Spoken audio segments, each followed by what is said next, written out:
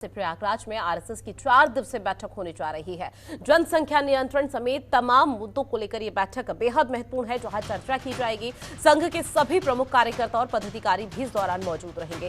साथ ही 2024 का लोकसभा चुनाव भी बेहद महत्वपूर्ण है, उसको लेकर किस तरह की रणनीति बनानी है, इस बैठक में ये तय माना जा रहा है कि रणनीति विचार विमर्श कर सकते हैं। राष्ट्रीय स्वयंसेवक संघ की अखिल भारतीय कार्यकारी मंडल की बैठक आज से संगम नगरी प्रयागराज में शुरू हो चुकी है, जहां 4 दिनों तक चलने वाली इस बैठक में संघ प्रमुख मोहन भागवत और सर कार्यवाह दत्तात्रेय होसबोले समेत संघ के सभी प्रमुख पदाधिकारी भी शामिल रहेंगे। बैठक में आपको बता दें कि शामिल होने के लिए संघ प्रमुख मोहन भागवत 3 दिन पहले ही प्रयागराज आ चुके हैं। बैठक में वैसे तो कई प्रमुख मुद्दों पर चर्चा होने वाली है और सबसे अहम मुद्दा 2024 के लोकसभा चुनाव से पहले बीजेपी के लिए सियासी जमीन तैयार करने की रणनीति पर होगी। तो बेहद महत्वपूर्ण दौरा ये माना जा रहा है, जहां आज से प्रयागराज आरएसएस के 4 दिवसीय का जो दौरा है वो शुरू हो जाएगा।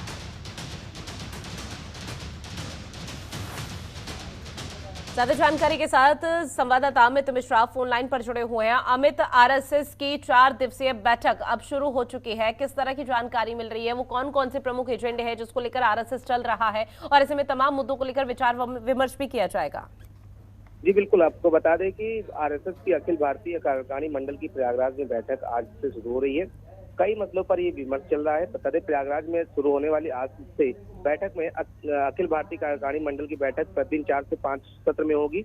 आत्मनिर्भर भारत के साथ नारी सशक्तिकरण के लिए विमर्श होगा। हिंदू समाज को जागृत करने व मंत्रणा जैसे मुद्दे पर भी बात होगी।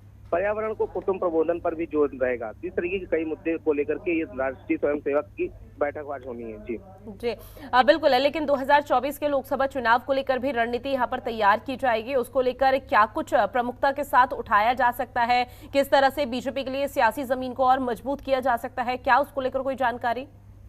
जी बिल्कुल, आपको बता दें कि 2024 लोकसभा चुनाव में बीजेपी के लिए जमीन तैयार करने में आरएसएस जुट चुकी है।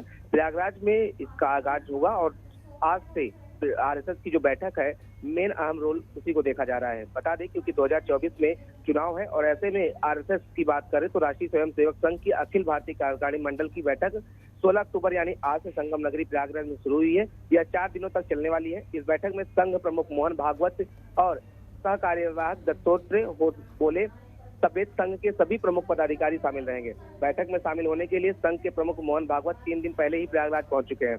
बैठक में वैसे तो कई प्रमुख मुद्दों पर चर्चा होने वाली है। सबसे अहम मुद्दा जो रहा है वो 2024 के लोकसभा चुनाव का है। तो जाहिर सी बात है, बीजेपी के लिए सियासी जमीन तैयार करने के लिए यहाँ पर आरएसएस की रणनीति तैयार होगी और 4 दिवसीय जो बैठक की गई है उसमें यही सलाह मशवरा किया जाएगा।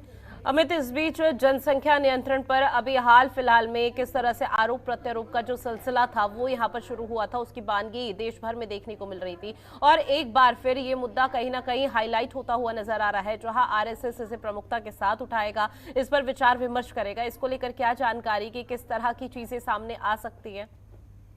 जी बिल्कुल, आपको बता दें कि जिस तरीके से आरएसएस की बात करें तो आरएसएस की बैठक जो होती है वो बड़े स्तर पर बैठक की जाती है। आप समझ सकते हैं कि जब मोहन भागवत संघ प्रमुख जो है उनकी बैठक संगम नगरी में हो रही है, तो जाहिर सी बात है संघ के इतने बड़े बड़े कार्यकर्ता इकट्ठा होंगे।